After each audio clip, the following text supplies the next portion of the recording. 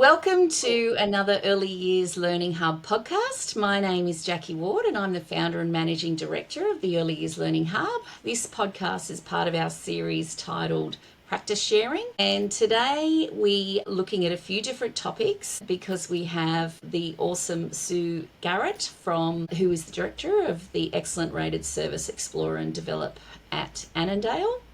And we're going to be discussing, we've already had a chat with Sue about sustainability, and this set we're looking at technology. We're also looking at excursions and leadership. So I'm going to hand over to Sue to tell us a little bit about herself and her professional journey.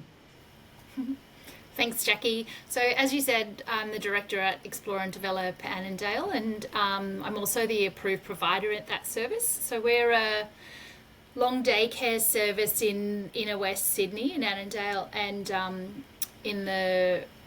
we have 56 children who are with us every day from birth to 5 years, and we've been in operation for 12 years. And as part of Explore and Develop is part of a franchise group of services, so we have a lovely group network that we can connect with, but also able to operate as we would like to ourselves, which is lovely. Sounds like a nice balance. It is. All right. So all things technology. One of the reasons why I reached out to you, Sue, is that I was chatting with another teacher on another podcast episode about the assessment and planning cycle, and Lauren happened to mention that you guys do some amazing things with technology, and I think she mentioned even like a projector in the room and whatnot. So I thought I definitely need to talk to Sue about that, because I think, it's probably an area where some services don't necessarily have the same amount of resources and access to be able to afford children digital technology, via an iPad or a smart whiteboard or whatever else that I might think is typical. So I'm interested to hear some varieties of ways that you guys, engage with technology. Yeah, this is a really interesting question, because when you say technology, yes, I would say we're very forward thinking in the use of technology in our service. Again, it's a sustainable choice for us not to have paper programs and things like that we plan digitally. And I have to say, we've used Kinderloop for 12 years and we absolutely love using Kinderloop. But we also don't have any of those smart boards, or those sort of, like, when people think of technology, they often think about smart boards, or they think about the apps that children have with games and things like reading eggs or stuff like that. So we don't have any of that kind of technology in our service. But I suppose I'll start by just telling you what we have. And you're right, we do have a lot of iPads and digital devices. So in line with the, all the child safe standards, none of our team take their own iPads, phones, whatever into the service. They kept in the staff room, and as a service over time we have built up our stock of iPads, and we do have smaller, like, phone devices that we can take with us and we use. And I think we really see these devices as tools, and they're tools to support us with children's learning, and they're tools for children to learn with themselves. So there's so many things that I can think about with technology, where to start. You're right, we do use projectors and all sorts of things. So the first thing that we do, obviously, is we use these tools to document children's learning, and we're very free-flowing in the way that we document, in that if a teacher sees something and they feel that is valuable, they will document it, and that could be taking a photo, and that could be writing up an ob, and it's generally done in the classroom with the children, and all educators are allowed to, are able to, and have the responsibility to document children's learning. And the primary reason that we document children's learning is to support our own investigation with the children and to understand their learning. And the secondary purpose for that is to connect with families. And we have very clear guidelines around what type of documentation teachers and educators use for their own learning, and what we document to send to families as a relationship building connection with families. So we're very clear on those two purposes. So then there are other purposes that we use our iPads for. And there are two things that I can think of that you've already talked about. And one is the projectors. So we do have three or four projectors in our service that are, some of them are quite permanently set up and others move around. But we will do a number of things with those projections. So they're often used for sensory experiences. For example, in our baby space, we have a projector mounted on the roof that we can project. I know at the moment there are children that are really interested in sharks in that space. And so we can turn off the lights and put this huge big projection of, a YouTube underwater scene that the children can engage in. And it's, this immersive sensory experience. So there's that sort of thing. We can also project back to children some of their learning and their documentation. So we've done that. The team have a yoga video that they've made of the children doing yoga, and that is then projected on the wall. And it's generally the whole wall is the projection of the yoga. And it's really lovely actually now, because that video is probably 3 or 4 years old. And so now we've got younger siblings that are seeing their older siblings in this video of them doing yoga and their, when they were their age. We've also That's a great taken opportunity, isn't it, to showcase children as the expert, if you like, Yeah, that's teach right. each other Yeah, and themselves how to do the yeah, poses. I love that. yeah. We've also taken videos out on our excursions and then brought them back into the service and projected them on the walls. That was an interesting project that we did in COVID, that some of our teachers went out and videoed the excursion space, because we wondered whether the children would be, because we couldn't go out, whether they were missing the space. And really interestingly, they didn't connect with it that much at all, because it wasn't real, it wasn't actually happening. So that was a really interesting learning for us.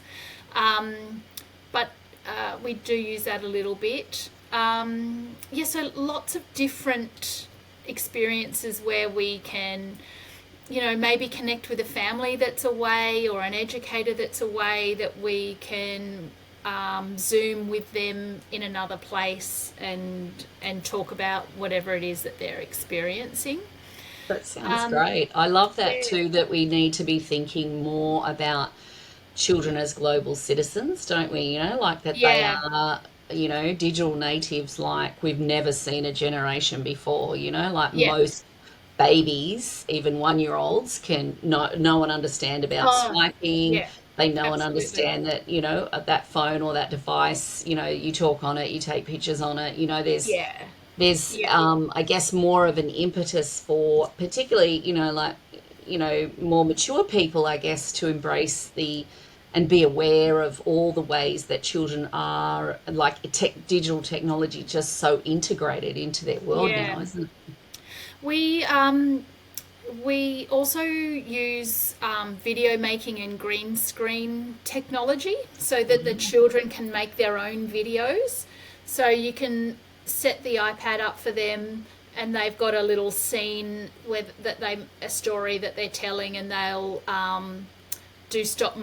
create a stop motion video around that. So that's a great way for them to record their own learning and to teach others how to do that that learning. That's a And I great know, way, a variation on some visual arts, isn't it? I love that idea. yeah, yeah, and it's they're really good at it. They can really they make beautiful videos. A few years ago, we were doing a whole big project around pollinators, and some of the children made Lego bees, and they were showing how they were flying and how they pollinate flowers and all of Wow. that stuff. I had one of the groups last year wanted to know what the children thought about their excursions, and so they basically interviewed them and put a little series together of the children's reflections of excursions, and that was their documentation of their learning. So Well, that's a really nice one too, isn't it? To talk to yeah, children and record what they say. Particularly, yeah, what a nice thing to do at the start of the year is about, what are your thoughts about, as a child, what do you want to learn throughout your time at the, yeah, the preschool or the service. yeah, It's a great yeah. one. I love So that. And then checking in, I guess, at the end of the year to see, what their thoughts yeah, are and how they've yeah, changed. yeah. So Nice. yeah, I think it's just being curious about the technology and what can we find out.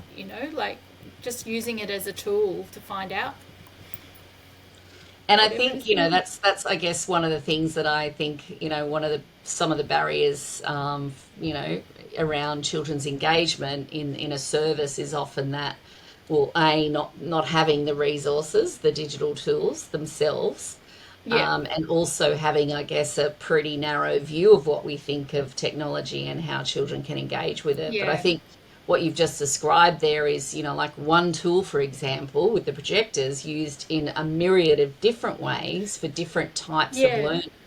yeah. And you can pick up. We're not spending $500 on a projector. You can pick up some cheaper projectors, and I think the thing with the projectors is when you've got an iPad, they're small, and you've got two people, two or three children just crowd around them, and they're not productive. It is really tricky. Whereas if you have got your iPad attached to a projector, if you are trying to find something out or you're trying to show something, you're opening the whole classroom. Yeah, that's a really good point. Introduced some iPads. We had the iPads, but the children didn't have access to using them. So last year Yeah. we installed some of the Play School apps, which by the way were great. But I was sort of thinking all the way that children were using them. I'm like, they probably do a lot of this sort of thing at home. Like Yeah. what's really a better way for them to use and engage with technology. So that's one of the reasons Yeah. why I was interested to talk about it. The other thing that we often add is we've got a digital microscope, and again, not an expensive tool, like a $30 tool that attaches to the iPad or the laptop or whatever, and it's just amazing what you can Yeah, see. that's a really good one. I mean, you think there's always like the end of last year, cicadas. Everyone in Yeah. our preschool was obsessed with them, Yes. collecting little bags of them and all sorts Yeah. of things, trying to get them from a really high up spot on a tree. And just that Yeah. idea of, taking that learning and investigating Yeah. things could definitely Yeah. be have beneficial from a microscope. There's lots of Yeah. things, like even features of plants. There's so much learning that could go there on Yeah. there. So yeah, you've Yeah. definitely inspired me. So I'm definitely looking into some And of look, those I think things. one of the things in terms of the team is, if you've got someone who's a champion, like we had one of our educators who's particularly good at doing the green screen movies with the children, and so we had at one of our staff meetings, she told everybody else how to do it. We broke into little groups and we all made our own little movies. So somebody in your team is good Yeah, at something, absolutely. so just share that knowledge. Yeah. Yeah, and I think the thing is that idea of just having a crack. You know what I mean? Yeah. If it doesn't work out, that's fine. But Yeah. you've had a go, and Yeah. we're pretty fortunate in this day and age where we can Google just about everything, and we can watch Yeah. a YouTube video, and we can figure it out together Yeah. with Yeah. children as to how we might use this and what we might do. So I think Yeah. it's a real opportunity to sort of research alongside children, that Yeah. idea that it's a learning process for everyone and not Yeah. be afraid to do that. And I And think, oh, sorry, go ahead. you go. Oh, I I was was just just going to say, like, we were going to talk about safety a little bit, and I think, you know, if you're opening YouTube or whatever, obviously do the checking and making sure that you're having a look at something first before you're sharing it with children. And sometimes that's tricky when you're researching alongside with children and they just have a question for you around, like you just said, how long do cicadas live? And you go, I don't know, let's just Google it. Um, you have to use your professional judgment around those kinds of things, and make sure that you are maintaining safety around children. Yeah. Yeah, that's funnily enough, that's exactly what I was going to talk about too. Yeah. And on that note, I have a real problem with the ads too on YouTube in Yes. particular, and I'm like, Yeah. oh, Yeah. if we could get rid of those, that would be Yeah. great because I don't like children being, purposefully exposing children to those No. sorts of things. But it is a good opportunity again to have a critical conversation about the content that you might see online. That it's not Yeah. about, like just absorbing all of that. It's being saying, oh, hang on a minute, is this what I'm watching right now trying to get me to do something or buy something or whatever? It's all Yeah. part of that e-safety conversation. And I don't think if you're not doing anything technology wise with children, it's a hard conversation to have, isn't it? That Yeah. how do you keep yourself safe online? And we need to be starting to have these conversations at a very early age for children to understand that by the time they're old Yeah. enough, because young children, younger and younger, are starting to get onto social media platforms despite rules and whatnot that are Yes. out there. It's important to have those conversations and set up some guidelines. And we did a bit of a guidelines about because one of the things that we discussed were acceptable uses of our iPads were playing the apps on there, looking at maps because our children were at the time Yeah. really interested about where in the neighbourhood this was and that was, again the excursion thing, and so maps was an area of interest. And the other thing was the camera, but we talked about the idea of getting children's, if you're going to take a picture of someone else in particular, but also even their work, that you ask for consent. It's a good Yeah. opportunity to have these conversations that we don't necessarily just take pictures of people without them knowing, that kind of Yeah. thing. So, Yeah. And I yeah, all, think as a leader, there has to be someone in your team, whether it's you or someone else in your team, who's going through and making sure that those iPads don't have any apps on it that you don't want them to have. Like, you maintain the password for the Apple password or whatever it yeah, is, and that you have those security measures in place so that Facebook or whatever can't be downloaded and all of that kind of stuff. And yeah, I mean, we don't have those like those games or anything on it ours at the moment, and children don't. It's interesting because I don't think we don't remove or hide the iPads from the children, but they don't actively. They know there's nothing on there for them, so they don't actually seek them out unless they're trying to, like you just said, trying to take a photo or use them for. They know their tools for finding out information, and that's that. So our yeah. iPads don't have, yeah, the games like perhaps mum and dad's do. We've also just done a little bit of just general child protection, child safety education with families. We had an author come, and I can't think of Michelle's surname, but her book is called Only for Me, and she did a presentation to families about her book, which is all about child safety, and it's very explicit in that book that children should not be shown books, images, computer screens, phones without their parents' knowledge, and it's a really great example of trying to make sure that we're supporting families to have these conversations with children around online safety. Yeah. Yeah, that's great. That is awesome.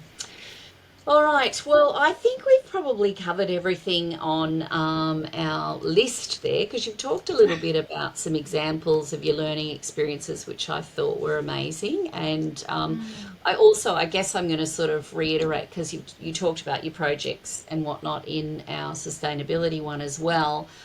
Um, I guess to unpack for our listeners who might not be as familiar with project-based learning, but I'm a real keen advocate for it. I was sort of in a tricky kind of space last year where I was only working 1 day a week and I only saw each group once a fortnight. So it was really tricky to get the momentum in a project. But can you talk a little bit about, I mean, it's another topic altogether, but I guess, No, like yeah.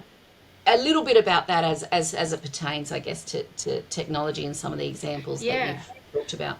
Okay, so yeah, so we use Kinderloop to document. So 95% of everything goes on Kinderloop. There might be the occasional floor book or space where there's some other documentation. Obviously, there's artifacts like there's artwork and things like that that might be documentation. But I think the great thing that with Kinderloop is when a project starts, or I have to say, I'm thinking of our preschool teacher that we have this year. She's actually been with that group of children since they were 1 year old. So this is her fourth year with that group of children, and this is a practice that we do as much as possible. Always an educator or teacher moves with that group of children, and we try to move the whole group move as a group together at the beginning of the year. So, these lines of inquiry that our teams have go across multiple years of, investigating particular things, especially because when you've got that excursion program and they're revisiting these spaces. What I do love about Kinderloop is you could look at a particular child's journey for 4 years, for example. Yeah, We can across go the back whole and time. see what they were and what that group was interested in at that time. And I think, like I was just saying to you, we were interested in pollinators, and the children were making those the stop motion videos.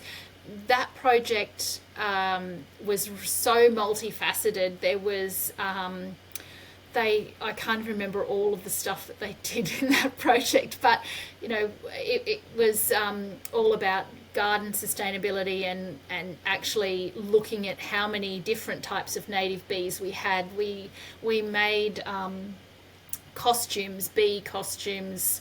We made projections for the walls, and we made something else on the tip of my tongue that I can't think. But what the technology allows is you to tag your posts, so you can have different educators interested in different parts of this project all happening all at once, and you can pull it together by using the technology to search for pollinators. As for example, we did make that a tag, and then you can really look at that whole picture. And some children knew everything about pollinators, but they weren't going to do any sewing or painting. But like I said, they made their stop motion. So the knowledge that the children are gaining and the sharing of the skills is huge, and it's all under one umbrella, and you can really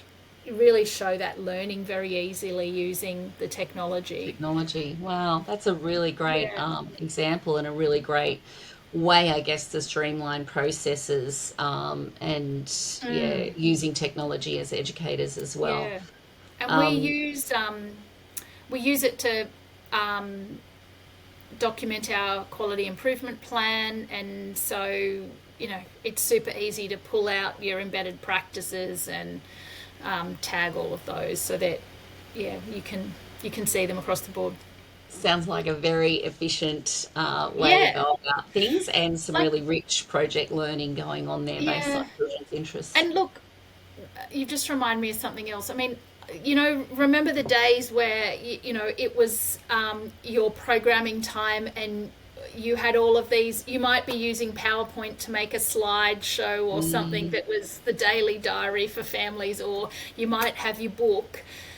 And so much of that time was taken with educators trying to find data to yeah, actually see what was happening with children's learning. And now with the technology, you can pull that up so quickly and see the child's, like the individual child within that bigger picture, so much easier. You can also see where you're missing bits, in the learning cycle. So as long as the technology works and your Wi-Fi works, or you yes. know, you know, that's the downfall. But I just remember, teachers spending so much time, and time's so precious for us, right? But so much Yeah. time just looking for, looking through PowerPoint things or uploading pictures into PowerPoint to make I think we forget, how cumbersome that was, that period. Yeah, I agree, definitely. And yeah, it sounds like you guys are doing some amazing things there, both from a, teaching and programming, assessment and planning side of things, as well as some rich learning with technology with the children. So I think we'll wrap it up there because that's Sounds been a good. really great conversation. Thank you. Thank you You're so welcome. much, Sue, for joining us on the Early Years Learning podcast. And we'll catch you on the next in our set, which is talking about excursions. Thanks, Sue.